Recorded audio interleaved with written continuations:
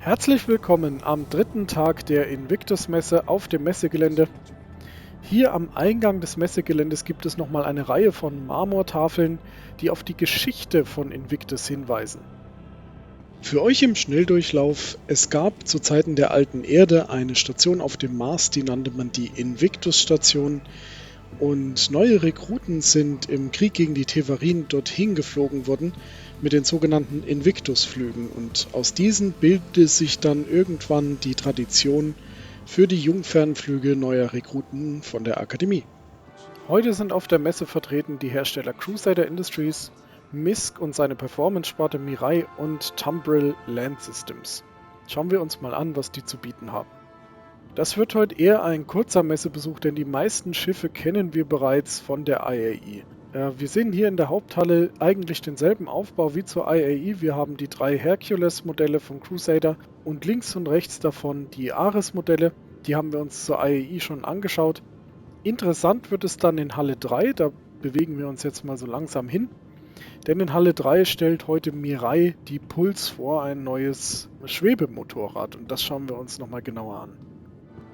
Wir sind in Halle 3 angekommen, wo im Hintergrund MISC eigentlich nur seine Kampfschiff-Varianten vorstellt. Dasselbe gilt für Mirai, das hier leider nur die Fury und Fury MX vorstellt. Exakt das gleiche haben wir auch hier mit dem Mirai Razor EX als Kampfschiff-Variante und leider auch die Mirai Pulse, die hier nur in der bewaffneten Version vorgestellt wird, nicht als Pulse LX, die rein für den Rennsport gebaut wurde. Die Mirai Pulse ist quasi ein Motorrad, das ein paar Zentimeter über dem Boden schwebt und so auf schwebende Weise gefahren werden kann. So, wir sind jetzt hier auf Lyria gelandet. Durch das kleine Fenster kann man rausschauen.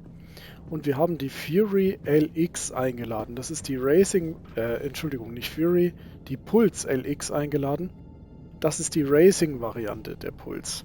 Und die unterscheidet sich vor allem dadurch, dass sie vorne an der Front kein gewaltiges Maschinengewehr hat, sondern einfach nur einen zusätzlichen Lufteinlass. Ansonsten ist auch das ein schwebendes Motorrad. Nun hätte ich euch ja sehr gerne dieses Bike auch mal vorgestellt. Aber es sieht wohl so aus, dass wir hier ein paar Kollegen am Hals haben, die es kaum erwarten können, mich aus dem Himmel zu schießen. Aktuell halten die Schilde noch, aber wenn ich jetzt abhebe, haben wir wahrscheinlich ein großes Problem. Seitenschilde zu. Da geben wir uns mal volle Last auf die Schildgeneratoren. Dann setzen wir den Speed auf Max. Maschinen an. Und auf geht's. Fahrwerk einfahren.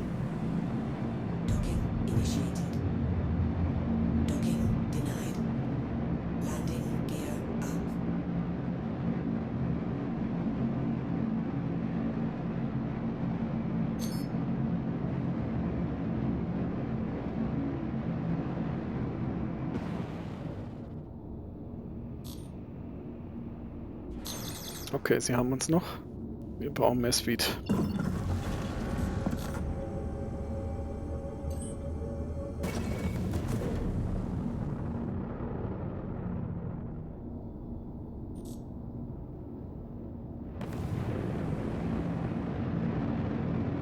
So, wir dürften jetzt aus der Reichweite der Waffen sein, aber trotzdem springen wir vorsichtshalber noch weg. So, wir sind im Anflug auf das Elsewhere.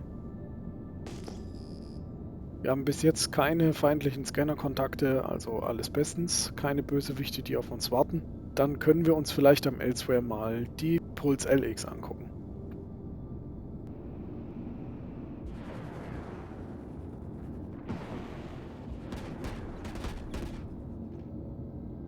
So, leider wurden wir auch hier unter Feuer genommen, deswegen landen wir jetzt hier mal vor der Anhöhe.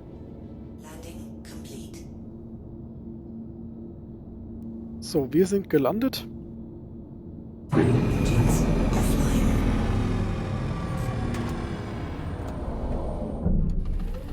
Und wir sind nicht ganz bis zum Elsewhere gekommen, denn das Elsewhere ist Ninetales Gebiet, das heißt auch für uns feindliches Territorium. Das hält uns aber nicht davon ab, die Pulse LX mal auszuprobieren.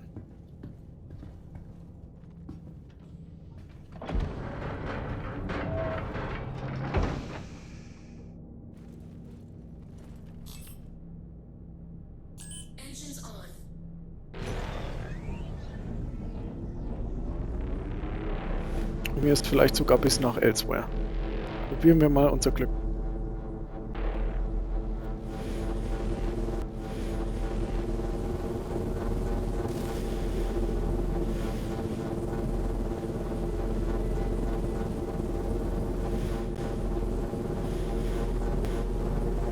Und da ist das Elsewhere.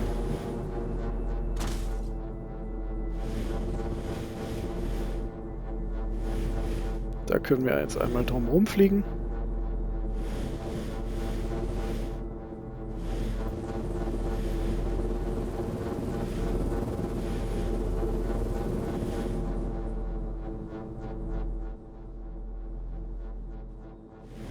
Und dann würde ich sagen, fliegen wir wieder zum Schiff zurück.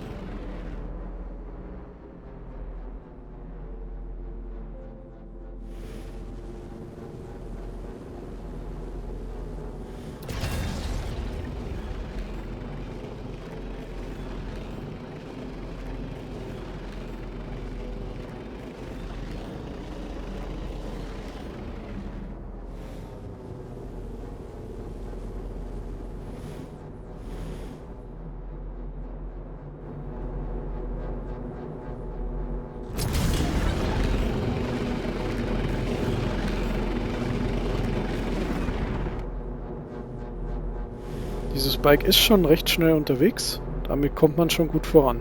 Nur an der Höhenkontrolle hapert es noch ein bisschen.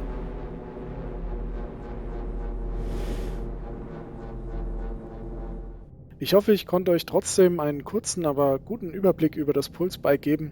Wir sehen uns zum nächsten Messetag wieder. Bis dahin euch einen guten und vor allem ruhigen Flug. Bis bald!